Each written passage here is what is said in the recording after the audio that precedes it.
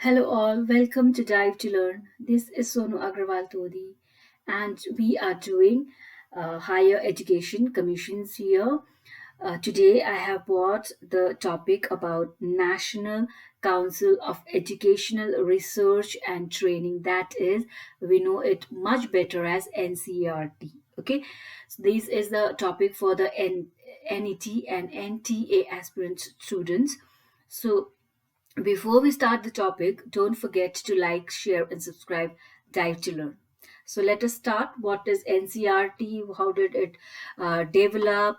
What are its objectives? We will be studying about this topic in a very clear and confident manner. Okay, when you listen, आप इसको ध्यान से पढ़ेंगे, यहीं पे आप सुनेंगे तो आपका ये कॉन्सेप्ट पूरी तरह से क्लियर हो जाएगा. ठीक है. NCERT. Now the national Council of Educational Research and training, जो NCERT का फुल फॉर्म है, आपको हमेशा से फुल फॉर्म को याद करना पड़ेगा because sometime the question comes as NCERT का फुल फॉर्म क्या है, वो लिखते हो एक्रोनिम्स उसका लिखो और फुल फॉर्म लिख दो, तो you have to know the full form. That is National Council of Educational Research and Training is an autonomous organization of the government of India which was established in 1961 as a literary, scientific, and charitable society under the Societies Registration Act, that is Act 21 of 1860. तो ये 1860 में जो Act 21 register किया गया था, किस चीज के किस नाम के अंतर्गत, that is society under the Societies Registration Act. ठीक है. उसमें किस क्या बोल के इसको रजिस्टर किया गया था कि ये एक ऐसा सोसाइटी होगा, गवर्नमेंट ऑफ इंडिया ने ऐसा सोसाइटी बनाया था जो literary, scientific and charitable society होगा. ठीक है. साइंटिफिक एंड चैरिटेबल सोसाइटी होगा under the Societies Registration Act. ठीक है. Its headquarters are located at Shri Aurobindo Marg in new Delhi. इसका हेडक्वार्टर का एनसीईआरटी का हेडक्वार्टर न्यू दिल्ली में है, श्री औरबिंदो मार्ग में. ठीक है. And doctor Rishikesh Senapati is the director of the council since September 2015. 2015 सितंबर से एनसीईआरटी के चेयरमैन या डायरेक्टर जनरल कौन है, वो है ऋषिकेश सेनापति. ठीक है. लेकिन फिलहाल अभी पूरा सिस्टम चेंज हो गया है. So the education minister is mister Ramesh Pokhriyal. Okay. Next is the history. Now let us see क्या हिस्ट्री है एनसीईआरटी की, कहाँ से शुरू हुआ, कैसे शुरू हुआ, वो जानते हैं. The government of India's ministry of education resolved on 27th July 1961 to establish the National Council of Education Research and Training, which formally began operation on 1st September 1961. So, जुलाई में 27 जुलाई में गवर्नमेंट ऑफ इंडिया जो ministry of education था, उन्होंने क्या plan किया, उन्होंने plan किया कि हमें एक ऐसा ऑर्गेनाइजेशन फॉर्म करना है, the national Council of education research and training, जो ऑपरेशन जो फॉर्मली ऑपरेट कब से चालू हुआ था, it started on September 1st 1961. ठीक है. फॉर्मली इसका स्टार्ट हुआ था. ठीक है. And they just resolved, they talked about starting was on July 27th. Okay. July 27th को start किया था इन्होंने बनाना है बोल के, and formally ये operate कब से हुआ था, 1st September 1961. ठीक है. The council was formed by merging 7 existing national government institutions. तो कैसे फॉर्म हुआ था, जो 7 existing national government institutions था, तो पहले से ही थे गवर्नमेंट इंस्टीट्यूशन, जैसे कि the central institute of education, the Central Bureau of Textbook Research, the Central Bureau of Educational and Vocational Guidance. ठीक है. ये दूसरा सॉरी, तो ये दूसरा है Central Bureau of Education and Vocational Guidance, the Directorate of Extension Programmes for Secondary Education, the National Institute of Basic Education, the National Fundamental Education Centre and the National Institute of Audio Visual Education. ठीक है. तो ये सब मिलकर एक council form हुआ था, जिसको उन्होंने नाम दिया था the National Council of Education Research and Training Center. Okay. It is separate from the National Council of Teachers Education. ये जो National Council for Teachers Education था, उससे सेपरेट था. ये अलग एक काउंसिल था, इसका नाम था national Council of education research and training. Okay. And then the NCRT was established with the agenda to design and support a common system of education which is national in a character and also enables and encourages the diverse culture across the country. Excuse me. So country के अंदर, पूरे देश के अंदर education system एक हो, पूरे nation के अंदर एक ही तरह के एजुकेशन सिस्टम हो, इसको ध्यान में रखते हुए एनसीईआरटी को एस्टैब्लिश या फॉर्म किया गया था. ठीक है. Based on the recommendations of education commissions, that is 1964 to 66, the first national policy statement of education was issued in 1968. So जो पहले सबसे पहले recommendation हुआ था इस काउंसिल को लेके, द नेशनल एनसीईआरटी को लेके, वो किन्होंने रिकमेंड किया था? It was recommended by education commission.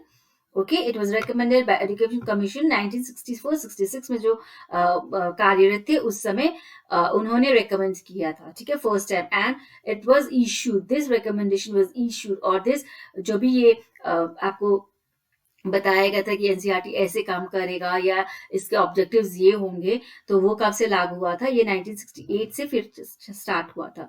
The policy endorsed the adoption of a uniform pattern of school education across the country consisting of 10 years of general education program followed by 2 years of diversified schooling. तो इसमें क्या first, इसमें आपको क्या देखने को मिला? इसमें ये पूरे देश भर में इस तरह का सिस्टम लागू किया गया था कि 10 साल तो आपको जनरल एजुकेशन, जो हर सब्जेक्ट है आपको पढ़ना ही पड़ेगा 10 इयर्स के लिए, that is up to class 10, और उसके बाद 2 years of diversified schooling, that is आप कोर्स चूज कर सकते हो, आपको क्या लेनी है, साइंस, कॉमर्स, ह्यूमैनिटीज, कौन सी स्ट्रीम में जाना है आप चूज कर सकते थे. ठीक है. The NCERT is also behind the formation of the national science talent search scheme, that is NTSS. ठीक है. एनटीएसएस का फुल फॉर्म क्या है? एनटीएसएस का फुल फॉर्म है national science talent and search scheme. ठीक है. In the year 1963. तो एनसीईआरटी का एक दूसरा और क्या फॉर्मेशन था कि हमें साइंस और टैलेंट सर्च करना है. ठीक है.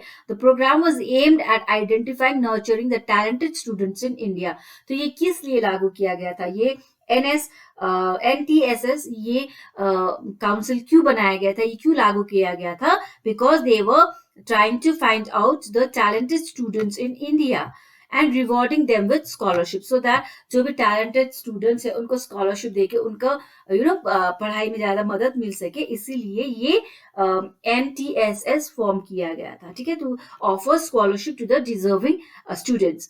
The National Science Talent Search Scheme (NTSS) underwent a major change in the year 1976 with the introduction of 10 plus 2 plus 3 pattern of education. तो ये सब 1976 से पहले ये फॉर्मेट था कि आप टैलेंटेड स्टूडेंट्स को ढूंढते हैं और उन्हें स्कॉलरशिप देंगे. ठीक है. मगर 1976 के बाद ये प्रोग्राम में थोड़ा चेंजेस आया with the introduction of education system. कैसे चेंज हुआ? with 10 plus 2 plus 3 pattern of education, that is अभी भी हमारे सिस्टम में यही एजुकेशन सिस्टम चल रहा है ना. 10 तक हमें स्कूलिंग करना है, प्लस 2 करना है, and then 3 years of graduation. तो उसी स्कीम के अंतर्गत यहाँ पे थोड़ा सा चेंजेस आया था. The programme was renamed to National talent search Scheme with the NTSE examination now being conducted for class 10, 11 and 12. Okay. तो यहाँ पे क्या चेंज हुआ? यहाँ पे इन्होंने एक एग्जामिनेशन लेना चालू हुआ, namely as NTSE, that is national talent search scheme, जिसका एग्जामिनेशन होता था, and it was conducted among the children of class 10, 11 and 12. Okay. फिर उन्हें स्कॉलरशिप दिया जाता था.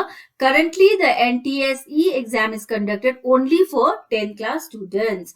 तो ये पहले 1976 से ये पैटर्न था कि 9, 10, 11 और 12 के बच्चे ये एग्जाम देंगे, that is national talent search scheme. लेकिन अभी फिलहाल क्या चेंजेस आ गए इस सिस्टम में इज दैट ओनली क्लास 10 के स्टूडेंट्स जो है वो इस एग्जाम में बैठ सकते हैं, इस स्कॉलरशिप को हासिल कर सकते हैं. ठीक है. Next is the curriculum for the 10 year school. अब 10 years तक आप पढ़ाई करोगे फ्रॉम क्लास 1 to 10, तो आपका करिकुलम क्या होना चाहिए, क्या सिस्टम होना चाहिए, वो देख लेते हैं. दिस फ्रेमवर्क केम इन 1975. 1975 में ये फ्रेमवर्क लागू किया गया था.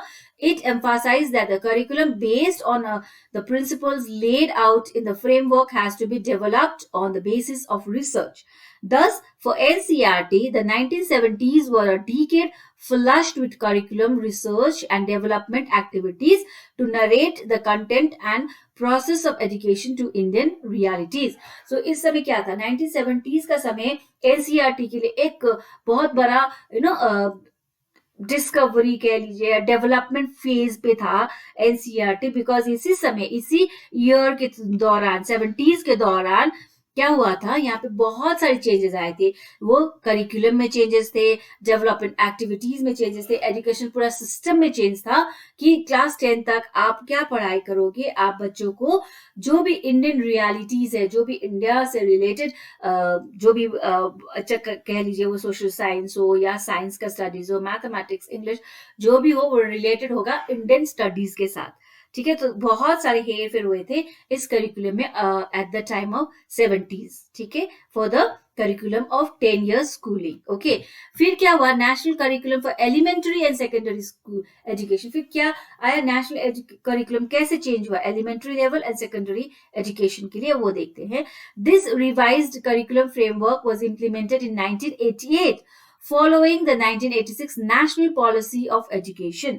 It encompassed 12 years of school education and suggested a reorientation of curricula and instructional materials to make them more child-centered. So क्या हुआ 1988 में, 1986 में जब वापस एक चेंजेस आया स्टडीज एजुकेशन सिस्टम में, 1986 में जब वापस चेंज आया एजुकेशन सिस्टम में, that is the national policy of education, जो ये एनकम्पास या इसमें ज्यादा फोकस किए थे कि 12 years ऑफ स्कूलिंग होगा। अब school will be for 12 years, not only 10 years but 12 years। जो प्लस टू था उसको भी स्कूल के अंदर ही डाल दिया गया था, 12 years ऑफ स्कूल होंगे। And the curriculum was again changed in 1988. Okay, according to the new curriculum, क्या था, जो भी आपका इंस्ट्रक्शन हो, आपका मटेरियल जो भी यूज करेंगे आप, इंस्ट्रक्शनल जो भी मेथड आप यूज करेंगे, या करिकुलम जो होगा, आपका पढ़ाने का सिलेबस जो होगा, वो सब चाइल्ड सेंटर्ड होना पड़ेगा। बच्चे के मुताबिक, what level of child you are teaching, उस लेवल का चाइल्ड सेंटर्ड होना पड़ेगा। बच्चों के दिमागी ग्रैब करने का जो ताकत है उस हिसाब से होगा। It advocated returning out examination reforms and the implementation of CCE at the stages of education. तो जो भी इन्होंने क्या रेकमेंड किया, इन्होंने ये रेकमेंड किया कि आप जब भी नए ये लागू करेंगे एग्जामिनेशन रिफॉर्म्स को, so it should be a CCE reform. Okay,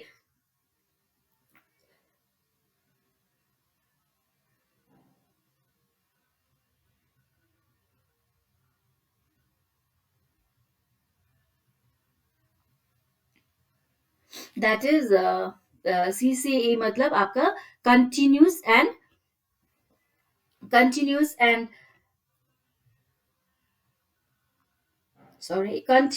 comprehensive evaluation. Okay, अब ये पैटर्न आपको लागू किया गया था एनसीईआरटी में, सीबीएसई बोर्ड के लिए, दैट द इवेल्युएशन, जो भी आप एग्जामिनेशन लोगे या जो भी एग्जामिनेशन फॉर्मेट होगा, उसका इवेल्युएशन कैसे करोगे आप, that is CCE method. The full form of CCE is, you can note it down, that is continuous and comprehensive evaluation. Okay, this was the pattern for the secondary education. ठीक है, secondary classes we can say, from the elementary to the secondary classes. Okay, तो evaluation method कैसा था, comprehensive and continuous evaluation method. Okay, next is national curriculum Framework for School Education. कैसा होना चाहिए school education, उसका curriculum क्या है, उसका फ्रेमवर्क कैसा था, वो देखते हैं।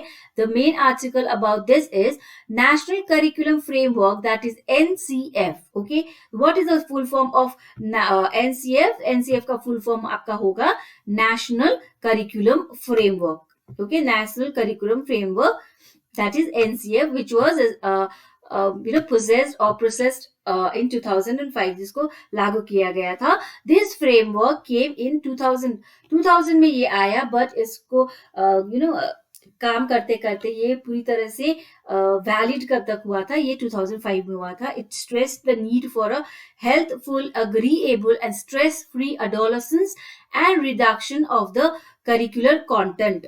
तो इसमें नया क्या क्या किया गया था नेशनल करिकुलम फ्रेमवर्क में,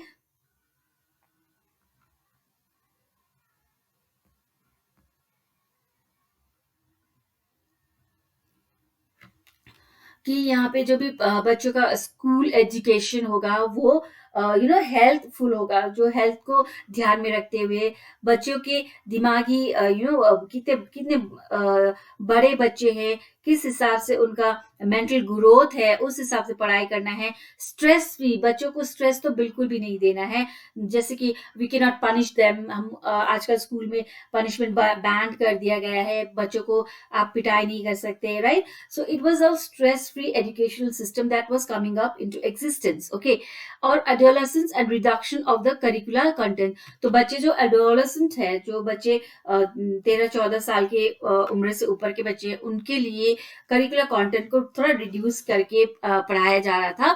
Thus, the multicultural thematic approach was recommended. Environmental education was pronounced upon, and language and mathematics got desegregated in the first 2 years of education. तो इसमें क्या किया गया था, मल्टीकल्चरल थीम को, हर, क्योंकि India is a very diverse country, isn't it? तो multicultural theme को यहाँ पे ज्यादा फोकस किया गया था. Okay, and they focused on environmental education, okay, and on languages, mathematics, ठीक है. And they just they just did not think it appropriate for other subjects to be included in the first 2 years of education. जो पहले के 2 साल होते हैं बच्चों को पढ़ाने का, जो शुरुआती साल है, उसमें ज्यादा लोड ना देते, वो उनको स्ट्रेस फ्री, आराम से बच्चे पढ़े, उस तरीके का एनवायरनमेंट क्रिएट करने का इन्होंने ये फ्रेमवर्क तैयार किया गया था. ठीक है, National curriculum Framework. Again, what are those? The Council came up with a new national curriculum framework in 2005, drafted by National Steering Committee. This exercise was based on 5 guiding principles.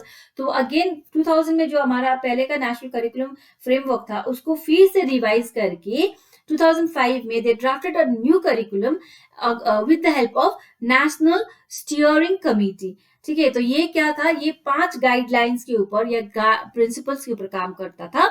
What was that? Connecting knowledge to life outside school. तो school से बाहर जो knowledge हमें मिल सकती है, उसको भी हम स्कूल में इंक्लूड कर दें, ये था एक point. Shift from the rote method of learning. जैसे था ना पहले के सिस्टम में कि आप स्कूल जाओ, स्कूल में कुछ पढ़ाई होगा, होमवर्क करो, याद करो, वापस आओ, स्कूल में पढ़ो. This was the only method, rote method था कि आप रट्टा मार दो आंसर्स को, जाके स्कूल में कॉपी डाउन कर लो. ये ऐसा सिस्टम था. लेकिन एक्सक्यूज मी, लेकिन यहाँ पे अब ये चेंज आया था करिकुलम में. ठीक है, after this 2005, okay, the new curriculum was framed. फिर आया enriching the curriculum for the overall development of child so that it goes beyond text books. तो अब हमारे बीच में क्या आता है, अब हम लोग जब स्कूल में देखते हैं, स्टडी सिस्टम को एनालाइज करते हैं, there is a vast difference in the pattern of study. Okay, कैसे पढ़ाया जाता है, उसमें बहुत चेंजेस आ गए पहले के जमाने में और अभी में बहुत चेंजेस है. अब हम बच्चों का ओवरऑल डेवलपमेंट के ऊपर फोकस करते हैं. नॉट ओनली दो बुक रीडिंग की, आप किताब पढ़ लिया हो गया आपका पढ़ा, ऐसा नहीं है. आपको एक्स्ट्रा करिकुलर एक्टिविटीज में भी ज्यादा फोकस किया जाता है. डिफरेंट डेवलपमेंटल एक्टिविटीज में आपको फोकस किया जाता है. आपको बहुत सारे प्रोजेक्ट वर्क में फोकस कराया जाता है. बहुत सारे यूजफुल कैंप्स आपके लिए हेल्प किए जाते हैं.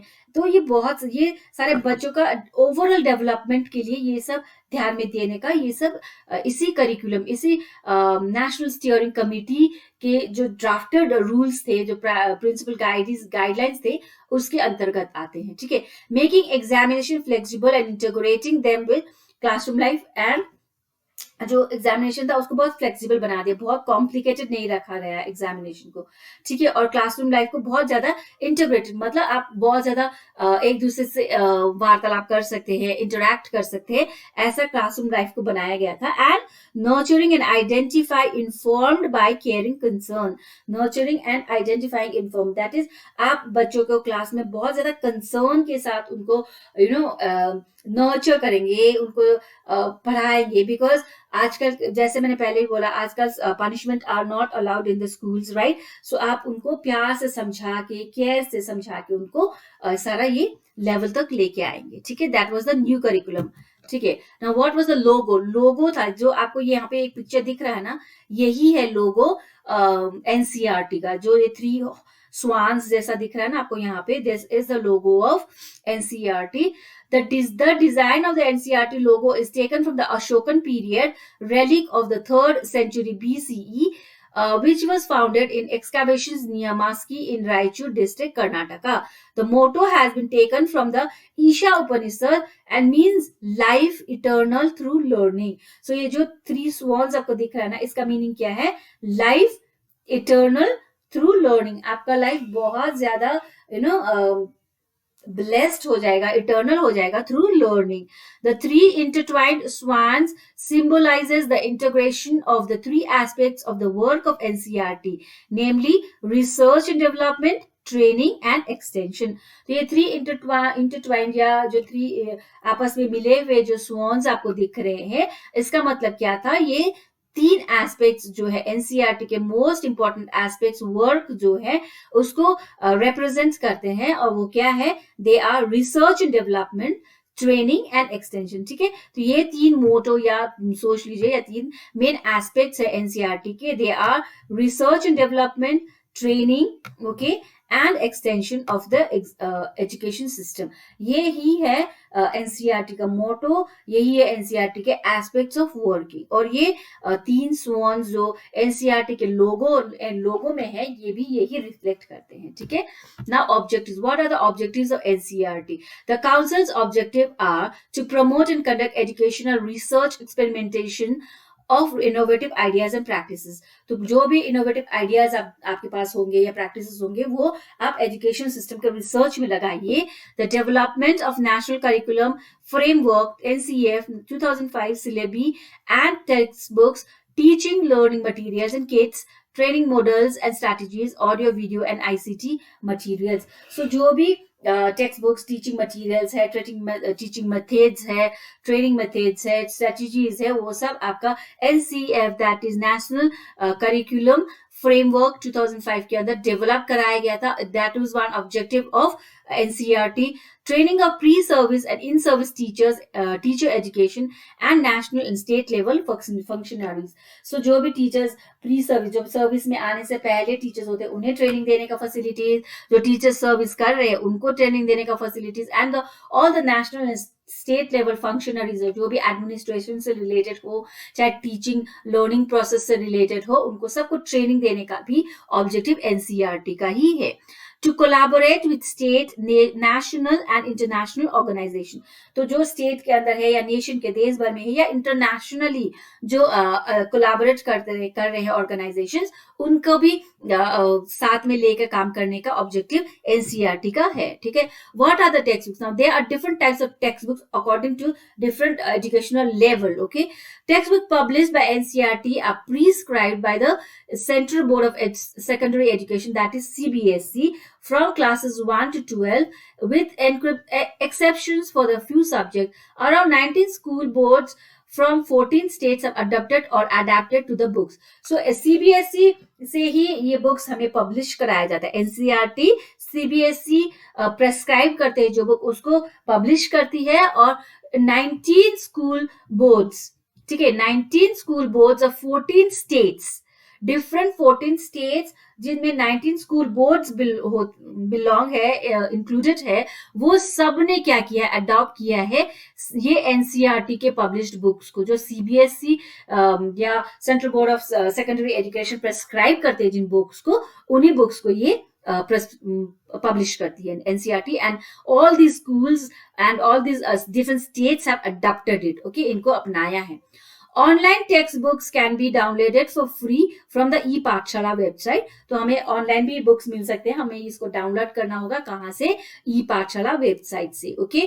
Those who wish to adopt the text books are required to send a request to NCERT upon which soft copies of the books are received. अगर आपको ई पाठशाला से बुक नहीं मिल रहा है या आपको ये बुक्स नहीं मिल रहे, तो आप एनसीईआरटी को एक रिक्वेस्ट लेटर भेज सकते हैं जिसमें आपको सॉफ्ट कॉपीज एनसीईआरटी भेज देगी. The material is press ready and may be printed by paying a 5% royalty and by acknowledging NCERT. ठीक है, तो अगर आपका बुक आपको जरूरत है इस टाइप के बुक को, तो आपको क्या करना है, एक 5% रॉयल्टी जो भी है बुक का उसको आपको पे करना है, and it will B readymade, press ready, that is book is ready, or maybe they will print out and give you all the books, okay, or the notes. So the textbook are in color print and are among the least expensive books in Indian bookstores. तो they are all color printed, आपको colorful pictures मिलेंगे वहाँ पे, colorful printing मिलेगा, और they are very cheap, less expensive, that is among the other Indian bookstores or book publish, these NCERT books are very least expensive, or least they are cheap, okay, according to others. Textbooks created by private publishers are priced higher than those of NCERT. So when private publishers publish their book, they are a tag little higher prices, whereas NCERT are much cheaper. According to a government policy decision in 2017, the NCERT will have the exclusive task of publishing central textbooks from 2018. जो 2017 में एक government policy पास हुआ था जिसमें NCERT के पास ऐसा power आ जाएगा कि वो पूरा सेंट्रल के लिए टेक्स्ट बुक पब्लिश करेगा, and the role of CBSE will be limited to conducting examinations. और सीबीएसई का रोल क्या होगा, it will be limited only to conduct the examination, जो एग्जामिनेशन बोर्ड एग्जामिनेशन होंगे उसको कंडक्ट करेंगे. Now what are the regional institutes of the education? The Regional Institute of Education, that is RIE, okay, so the full form of RIE is Regional Institute of Education, formerly known as Regional College of Education, is a constituent unit of the National Council of Education, Research and Training, that is NCERT India. क्या है वो, एक constituent unit है एक NCERT का. The Regional Institute of Educations are set up in 1963 by the Government of India in different parts covering various reasons. तो various reason को cover करके जो NCERT का government है उन्होंने ये set up किया है. The regional institutes were started with the objectives of qualitative improvement of school education through innovative pre-services and in-services teachers, education program and relevant research development and extension activities. तो ये किस वजह से इस regional institute of education को develop करवाना पड़ा या स्टार्ट करना पड़ा, कि वो इनका ऑब्जेक्टिव ये था कि वो जो टीचर्स है, जो सर्विस में आने से पहले वाले टीचर्स है, जो जो अपॉइंट नहीं हुए हैं टीचर्स, उन टीचर्स का, या फिर जो टीचर्स इन सर्विस है, जो कार्यरत है, उन टीचर्स को ट्रेन करने के लिए इनोवेटिव वे में कैसे तरीका, किन तरीकों से आप बच्चों को और अच्छे से पढ़ा सकते हो, उसे ट्रेन करने के लिए, रेलिवेंट रिसर्च प्रोग्राम्स के लिए, एजुकेशनल प्रोग्राम्स के लिए, डेवलपमेंट के लिए, एक्सटेंशन ऑफ एजुकेशनल सिस्टम के लिए ये regional institution of education was started. Okay, next, what are the actions now? NCERT has comprehensive extension program in which Department of National Institute of Education, Regional Institute of Education, Central Institute of Vocational Education and field coaches offices in the states are engaged in activities. So NCERT का action program क्या है? NCERT के अंदर National Institute of Education, Regional Institute of Education, Central Institute of Vocational Education and different fields of coaching and offices and in the states are engaged in this activities. Okay, several programs are organized in rural and backward areas to reach out to functionaries in this area. तो जो rural areas है, जो backward areas है, वहाँ पे भी कई तरह के ऐसे organized program किए जाते हैं from the National Institute of Education or Regional Institute of Education, Vocational Education, organize किया जाता है, so that all these these people come to know about the program and the function of these or the functionaries, जो भी important dignitaries है उस जगह के, वहां तक पहुंच सके और प्रोग्राम को सफल बना सके. ठीक है, next is the council acts as the secretariat to the national development group for the education innovation. जो भी innovations करना है, जो भी research करना है, जो भी experiments करना है education field में, NCERT एक secretary की तरह act करता है वहां पे. ठीक है, it has been offering training facilities to education workers of other countries through attachment programs and workshops. तो अपने ही देश के लिए सिर्फ ट्रेनिंग प्रोग्राम नहीं करते, ये दूसरे देशों के लिए भी ट्रेनिंग प्रोग्राम का फैसिलिटीज प्रोवाइड करते हैं. ठीक है, एनसीईआरटी.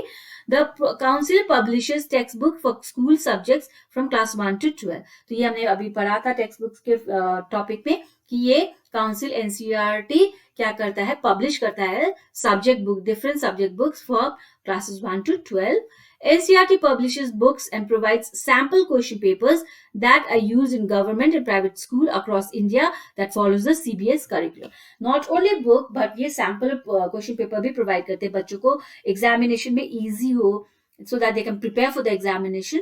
उसके लिए ये sample question paper prepare करते हैं for the government as well as private school which follow the CBSE curriculum. जो भी स्कूल CBSE curriculum को फॉलो करते हैं, चाहे वो प्राइवेट हो चाहे गवर्नमेंट स्कूल हो, उनके लिए एनसीईआरटी बुक्स प्रोवाइड करते हैं, पब्लिश करती हैं और सैम्पल क्वेश्चन पेपर भी पब्लिश करती है. ठीक है.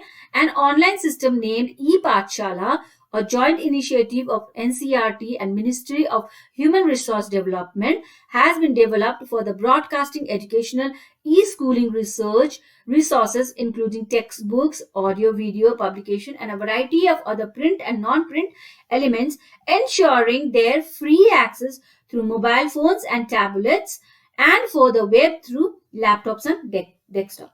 So, एनसीईआरटी ने एक जॉइंट इनिशिएटिव स्टार्ट किया है with the ministry of human resource and development की एक ई पाठशाला, एक ऑनलाइन सिस्टम इन्होंने स्टार्ट किया है जिसको कहा गया है ई पाठशाला. ओके.